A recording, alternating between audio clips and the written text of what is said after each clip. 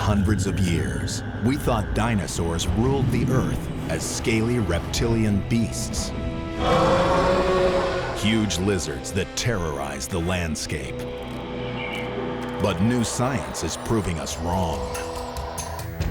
And one tiny bird-like creature is dismantling our most deeply held beliefs about the great T-Rex and his ground-shaking, meat-eating brethren.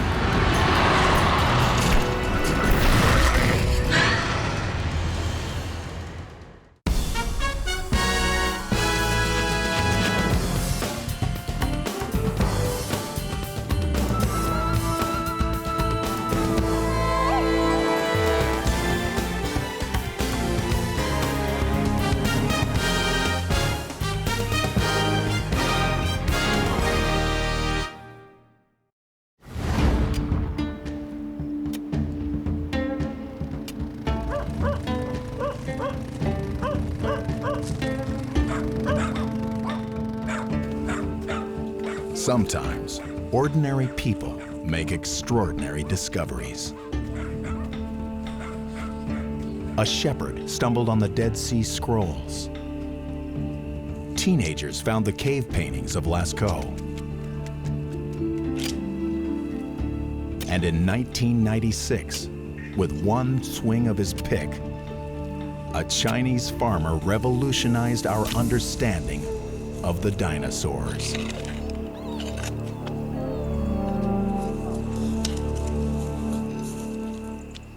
His blade struck an ancient rock. Inside, the fossil of a peculiar turkey-like creature. It was clearly a dinosaur, but the imprints in the rock showed strange new features. This dinosaur was covered with what looked like feathers.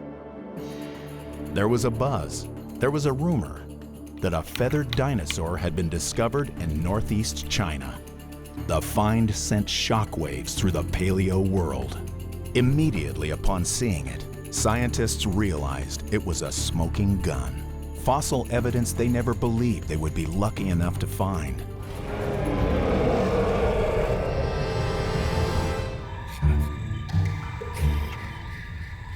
The new discovery, named Sinosauropteryx, was about a half-meter tall, with a small head, teeth of a meat-eater, a long tail, and primitive filament-like feathers.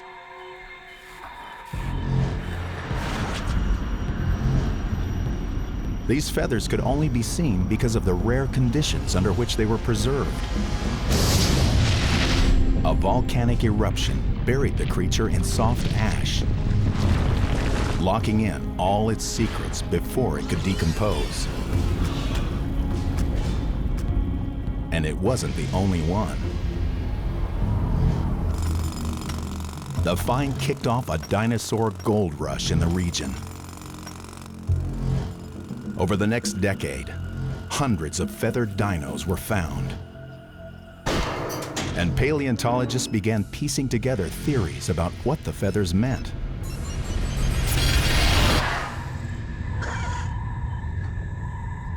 They forced an immediate shift in our perceptions of dinos. What they looked like, how their bodies worked, and how they behaved.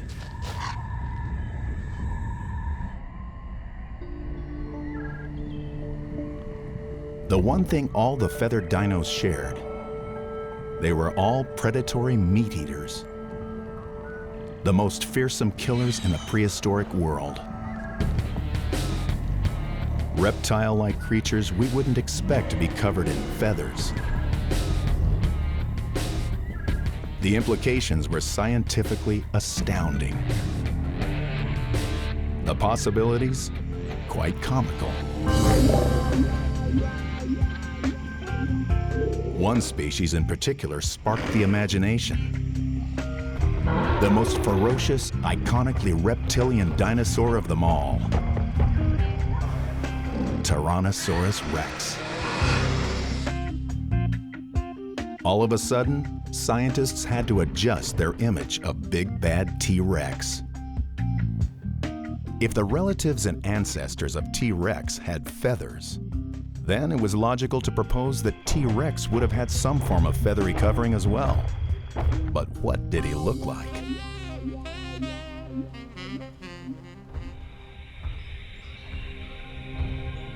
Was he covered with downy fuzz or bright, colorful plumage? Did he behave more like a predatory bird than a giant lizard?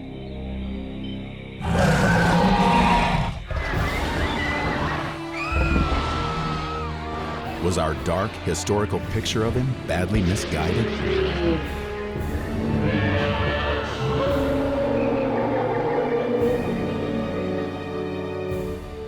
To find out what T-Rex was really like, scientists would need to take a closer look at the feathered coats of his relatives from China. It seemed smooth scales were out and feathers were in. Now, to figure out what they were for. There are a lot of possibilities. They can be used for hunting, display, or insulation, to name just a few. Modern birds provide some intriguing examples.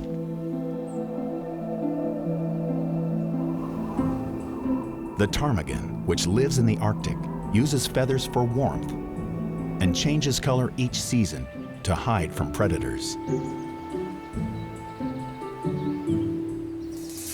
The snowy plover uses its feathers to attract attention.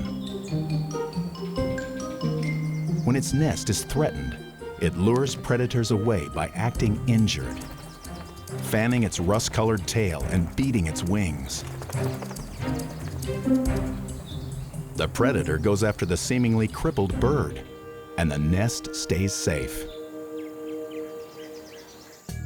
And the male peacock flaunts its brilliant fan of iridescent tail feathers to attract a mate.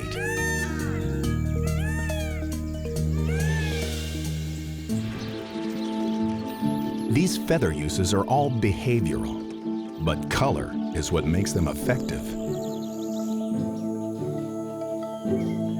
That left scientists wondering whether the same had been true of dinosaur feathers. If they could decipher the ancient dinos' color patterns, they might get an idea of what the creatures did with their feathers.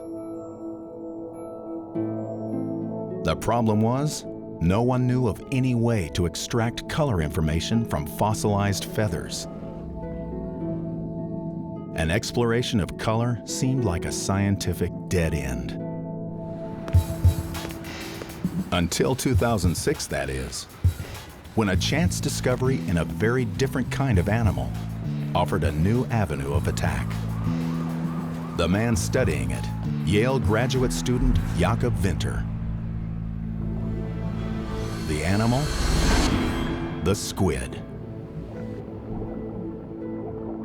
Squid are uniquely interesting creatures and use color in all sorts of complex ways. They can change color, communicate with others, and even express emotion using color. They can also spew black ink when threatened, creating a smokescreen in the water to confuse would-be predators.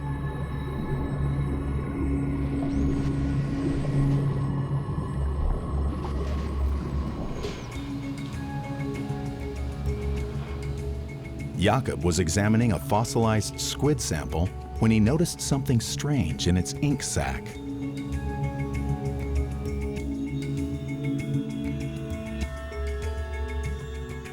Dark, round blobs. They looked like the granules of pigment that give squid ink its color. But he'd never seen them in a fossil before, so he'd always assumed they didn't get preserved. Eager to see if they really were fossilized ink droplets, he sought out some fresh samples for comparison. Can I have those two? Yeah, sure. Thank you. See you next time. Take care. Bye. Okay, bye.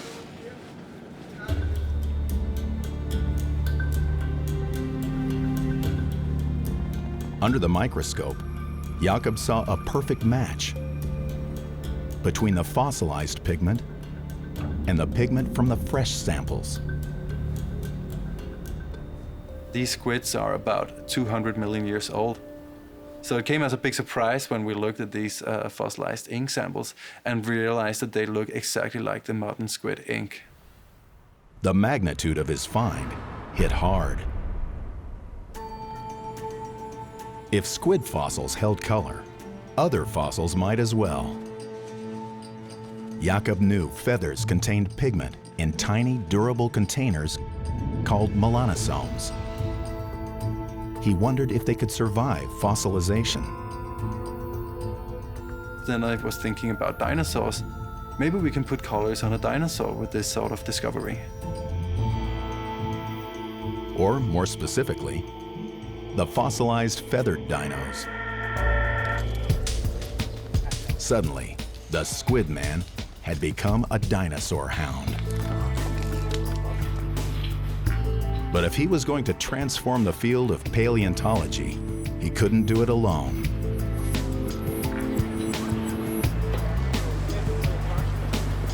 His team of heavy hitters. Derek Briggs, fossil preservation specialist. Rick Prum, bird expert.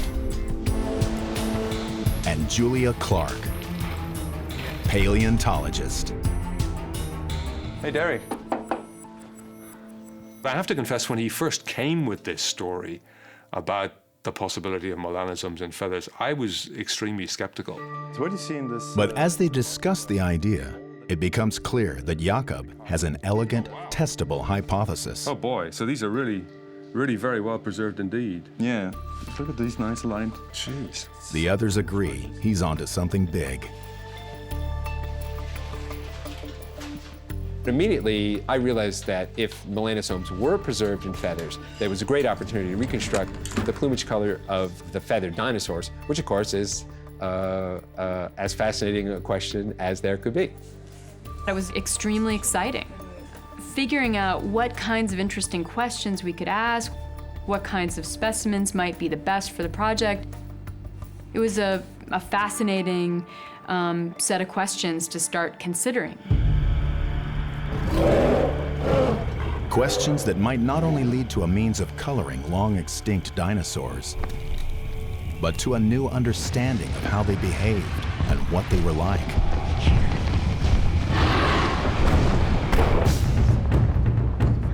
To make it all happen, they'll need to gain access to a precious feathered dino sample. And for that, they'll need to go to China.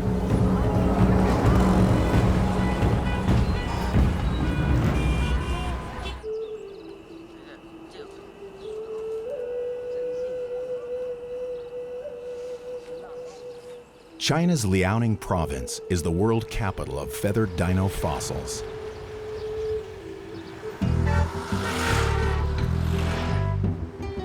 It's here that Jakob Winter, Derek Briggs, Rick Prum, and Julia Clark hope to find a rare sample they can use to bring a dinosaur's color back to life. One there.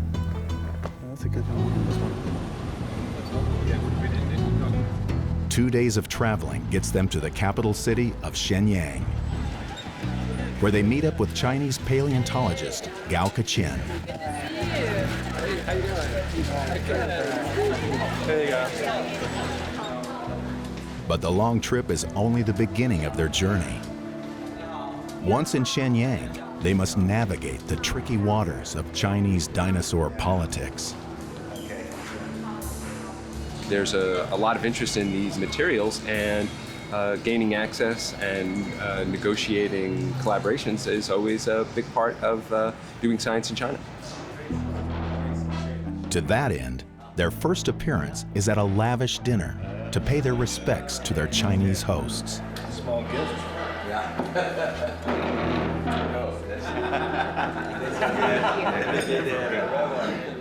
Hope you'll have a good time. Cheers. The team raves about the dinner, but the next day, their hopes of easy access to the fossils are unceremoniously dashed.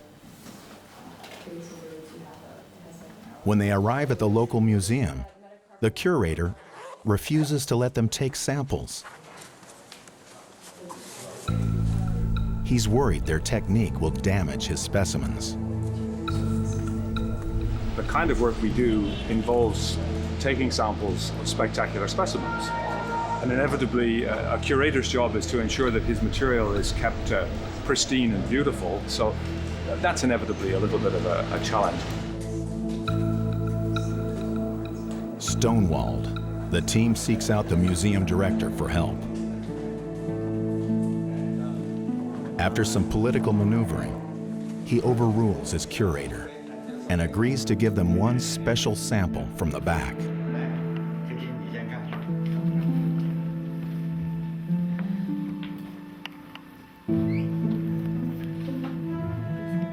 It's an ancient crow-sized creature with well-developed feathers that seem promising.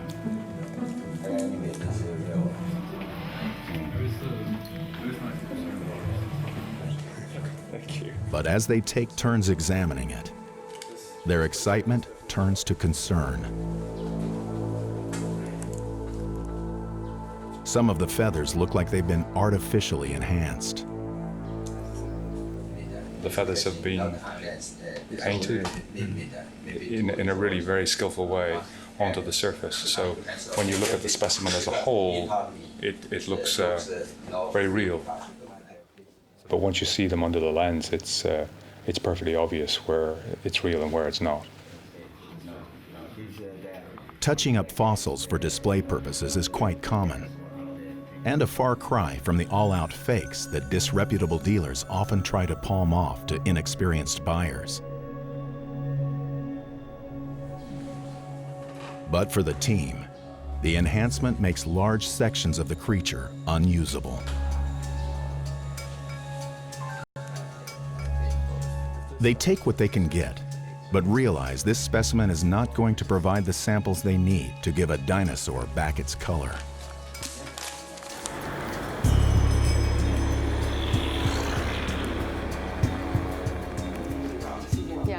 Fortunately, their dinner diplomacy provides another lead. Yeah, when was it founded? Very nice to meet you. One of their Chinese colleagues introduces them to Li Chuangguo, a paleontologist at the Museum of Natural History in Beijing. Li offers them special access to the museum's extensive collection. The best fossils are stored in the basement vaults. Oh, it's a nice one. Many still embedded in their original rocks. We were opening them. We were looking for ones that would be the best candidates for sampling. Okay.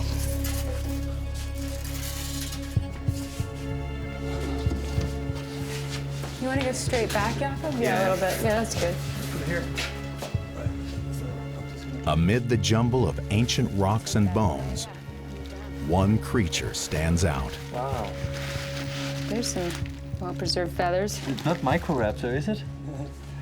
Basically, the specimen had extremely well-preserved feathers that had not yet been touched. They hadn't been prepared, they hadn't been coated in a preservative material. You can actually see the barbs. That's just amazing. It was not ready for display, but it was perfect for sampling. You could see the nice details in them. We have these long feathers extending from the arms and the legs. And what we also could see was hints of color patterns. The animal is covered with feathers. Even its feet and toes sprout downy fluff. Well, thank you. Yeah. The samples they get from the creature will drive the next part of their challenge. To tease the fuzzy creature's colors from the ancient rock, uncover its identity, and see whether it holds the key to unlocking the mysteries of the feathered colored dinos.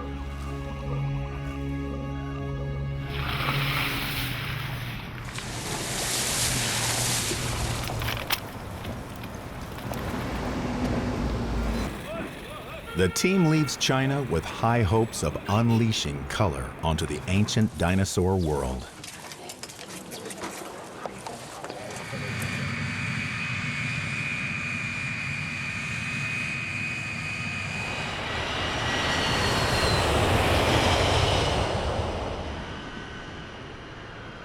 The long trip back to the U.S. gives them time to consider the exciting potential of their work. If they can isolate the fossilized dino-melanosomes, they may soon be able to turn fantasy and imagination into colorful fact.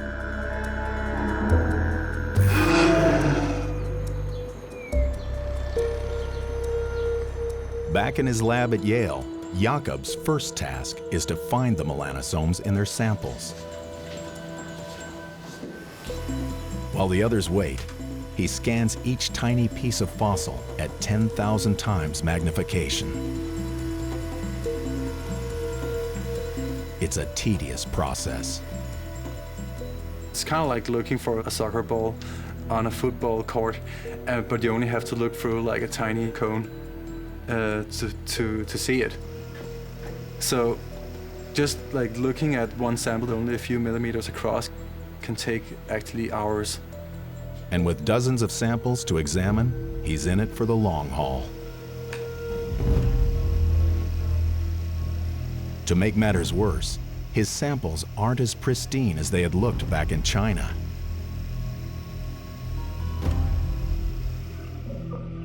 Because a fossil is a flattened 2D representation of a 3D animal, he's struggling to separate out individual feathers to analyze.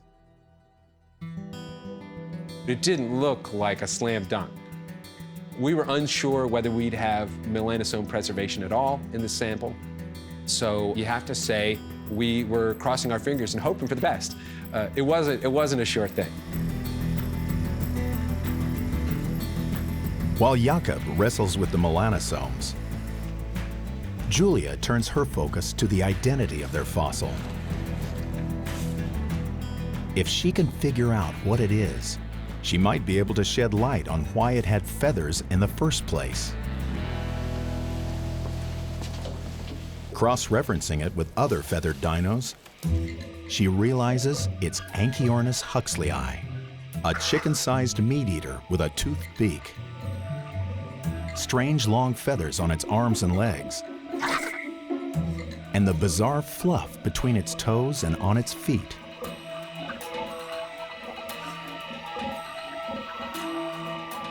Its thick body feathers form a cozy coat, something paleontologist Mark Norell is excited to see.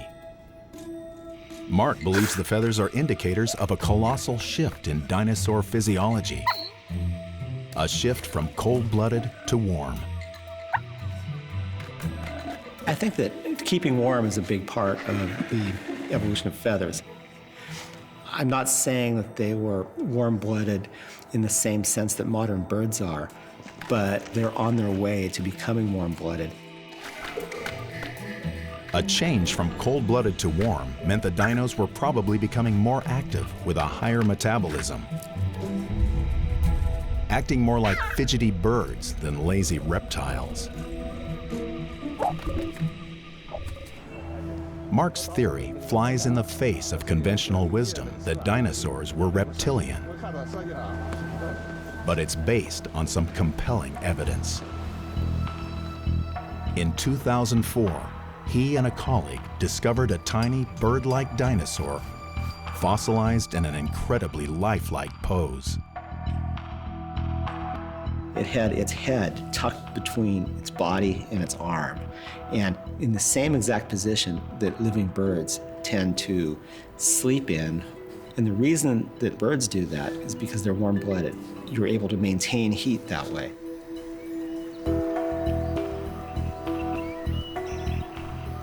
Small warm-blooded creatures are especially vulnerable to heat loss, which is why Mark believes his find was so cozily wrapped up.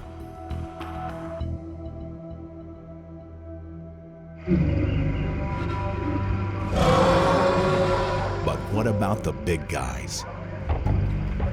Would T-Rex and his plus-size compatriots also have needed a full, fluffy coat to keep warm?